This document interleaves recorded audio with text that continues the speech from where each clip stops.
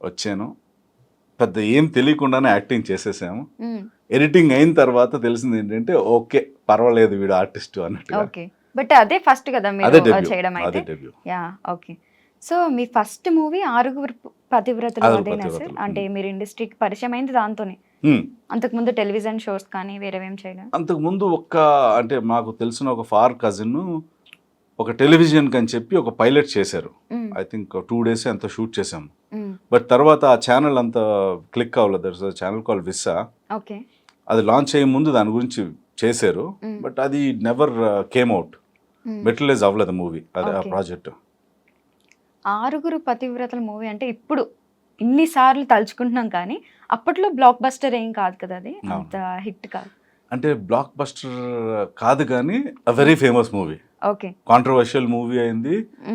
And that was the time when TV9 got launched. And TV9 ఏం చేసిందంటే ఈ కొన్ని చిన్న చిన్న బిట్స్ ఉన్నాయి, లైక్ ఒక మహిళా సంఘం ఆవిడ ఆరుగుపతులు వెటకారమా అని చెప్పి ఆవిడ ఒక చెప్పిన మాట, అది మాట మాటకి వేస్తూ they have publicised it. Okay.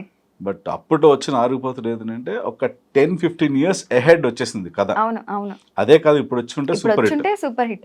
ఏమన్నా రిలీజ్ ప్లాన్ ఏమన్నా ఉందా సార్? లేదు. చాలా మంది వెయిట్ చేస్తున్నారు యాక్చువల్లీ. అది I actually ask Naresh also, చాలా సార్లు అడిగాను ఆయన కూడా. నరేష్ గారు లేదు అలాంటిది ఏం వద్దు, ఇంక అయిపోయింది అది. మీరు ఎప్పుడన్నా మళ్ళీ గ్యాదర్ అవ్వడం, ఆ టీం ఎవరైతే ఉన్నారో ఆరుగురు పతివ్రతలు team actually I think 2 months back or something దాన్ని అప్పుడు రిలీజ్ డే వచ్చింది. ఐ థింక్ మార్చ్లో ఎప్పుడు రిలీజ్ అయినట్టుంది, అది నాకు కరెక్ట్ గుర్తులేదు. సో ఎప్పుడు డిస్కషన్ వచ్చింది ఒక రీయూనియన్ పెడదామని. I try to contact most of them. కొంతమంది ఇంకా అవైలబుల్ లేక అవ్వలేదు, but very soon we're planning. Okay. And అది ఉంటే దాంట్లో నరేష్ గారు, రాజేష్ గారు కూడా వస్తారు, ఓకే. బికాజ్ ఈవీవి గారు తరపున ఆయన కూడా వస్తారు అనుకుంటున్నాం. మొత్తం టీం అంతా చేద్దామని. ఓకే. కానీ కెరీర్ బిగినింగ్ లోనే అటువంటి సినిమా చేయడానికి మీరు ఎన్నిసార్లు ఆలోచించారు సార్? అసలు ఏం తెలియదు కదా నాకు, వచ్చింది ఆఫర్ చేసేసాం అంతే. పెద్ద డైరెక్టర్ ఏంటి ఈవీవి గారు లాంటి లెజెండరీ డైరెక్టర్ దగ్గర ఆఫర్ వచ్చింది, అది హీరోగా. ఇంకా ఆలోచించడానికి ఏముంది దాంట్లోనే. ఓకే. అంటే ఫస్ట్ ప్రివ్యూ చూసినప్పుడు తెలిసింది మాకు. ఆ ప్రివ్యూ అంటే release day first day morning చూస్తున్నప్పుడు ఓహో అందరి కథలు ఇలాగే స్టార్ట్ అయినాయా అని. Too late. ఓకే. సో అసలు ఆల్మోస్ట్ 22 years అయిపోయింది కదా సార్ మీరు ఇండస్ట్రీకి వచ్చి? 2003 or 4. యా. సో ఎప్పుడు లైక్ అంటే ఆల్మోస్ట్ 22 years ఇండస్ట్రీ అనే మహాసముద్రంలో ఈత కొడుతూ ఉన్నారు. ఈ జర్నీ ఎలా ఉంది? ఈత ఎలా ఉంది అసలు? Good and bad, thick and thin, everything I was enjoying it. So ఇప్పటి వరకు కూడా సార్ ఇన్ని మూవీస్ చేసుకుంటూ వచ్చారు మీరు. ఆ సీరియల్స్ లో కూడా బిగినింగ్ లో ఎక్కువ సీరియల్స్ చేసినట్టున్నారు కదా. మొగల్ రేకుల తర్వాత ఏమైనా సీరియల్స్ చేశారు? మొగల్ రేకుల తర్వాత ఒక్కటి చేశాను అంతే.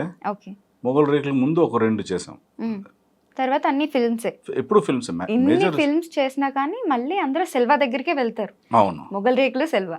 ఇప్పటికీ కూడా రవివర్మ అంటే మొగల్ రేకులు రవివర్మనేనా అని అడుగుతారు. మీకు ఎలా అనిపిస్తుంది? అంటే అదే గుర్తుపెట్టుకున్నారు, ఏది గుర్తుపెట్టుకోలేదని బాధగా అనిపిస్తుందా? అంటే ఇప్పుడు అలాగని అనలేము. ఇప్పుడు best example is my EV Naresh garu. ఇప్పటికి నరేష్ గారిని ఏమంటారు? అల్లరి నరేష్ అంటారు, they don't call him Naresh. So అలాగేంటంటే that is nothing wrong. And Kishore ఉన్నారు, they call him Vennela Kishore. So there is nothing wrong. ఏంటంటే ఆ ఇంపాక్ట్ ఎంతగా ఉండిపోయిందో సెల్వాది.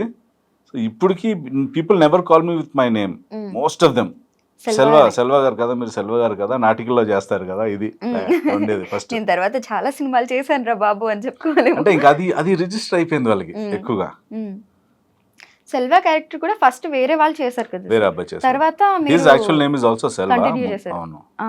సో అసలు నార్మల్ గా ఒక పర్సన్ కి ఒక కనెక్ట్ అయిపోయారంటే జనాలు, మోస్ట్లీ సీరియల్స్ లో వేల ఎపిసోడ్లు వస్తూ ఉంటాయి, కొన్ని ఎపిసోడ్లో ఆయన మొహం చూసి ఉంటారు.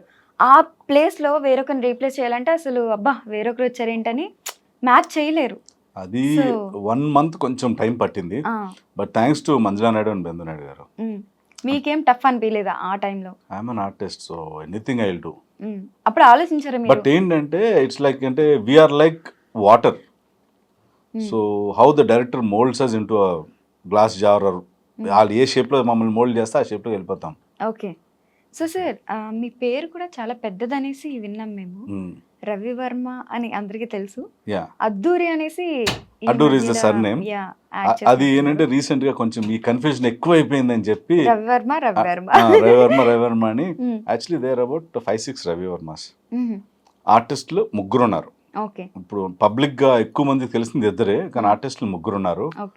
ఒక డిఓపి ఉన్నారు, ఒక ఫైట్ మాస్టర్ ఉన్నారు, ఒక సింగర్ ఉన్నారు, అండ్ రీసెంట్ గా ఇప్పుడు ఇంకొక డైరెక్టర్ ఒక ఆయన వస్తున్నారు.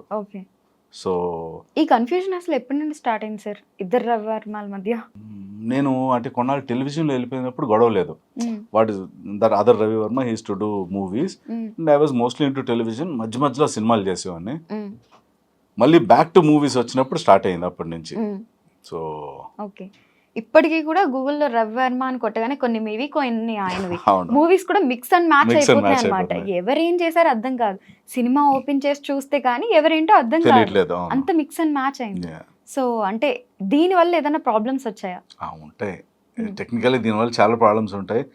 But we're not in a stage where ఇంటర్నెట్లో చూసి ఈ వ్యక్తిని కాస్ట్ చేసుకుందాం అన్న స్టేజ్లో అయితే లేము. కాబట్టి one way we both are safe.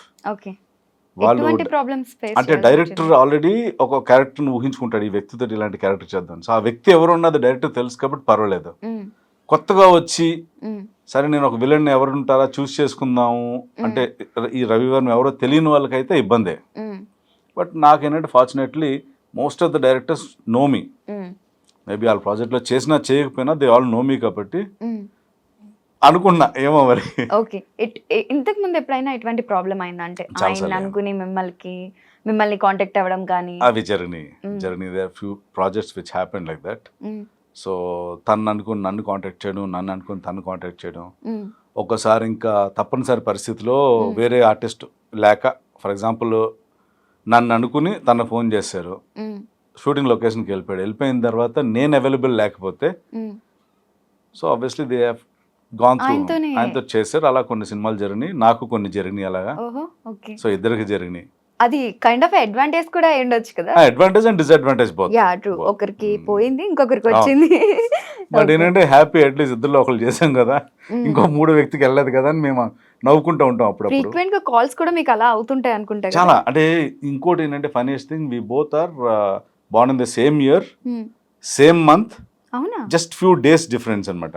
Okay, so తన బర్త్డే విషెస్ నాకు వస్తాయి, నా బర్త్డే విషెస్ తనకి వెళ్తాయి. It's common thing. మీరు ఏమనాలంటే గిఫ్ట్లు మాత్రం పంపించేయండి, పార్టీ మాత్రం సేమ్ బంద్ కాబట్టి ఇద్దరు కలిపి ఇచ్చేయాలి పార్టీ. అప్పుడు పార్టీ అయితే ఇవ్వట్లేదు అండి, తీసుకుంటున్నాం కానీ ఇవ్వట్లేదు ఇంకా ఇద్దరు. బట్ యా అదేదో బాగుంది ఐడియా గిఫ్ట్లు తీసుకోవడం. ఓకే, అదే చిన్నవి ఉన్నది కన్ఫ్యూజన్ అయితే చిన్న లెవెల్ నుంచి లార్జ్ లెవెల్ వరకు ఉన్నాయి. But okay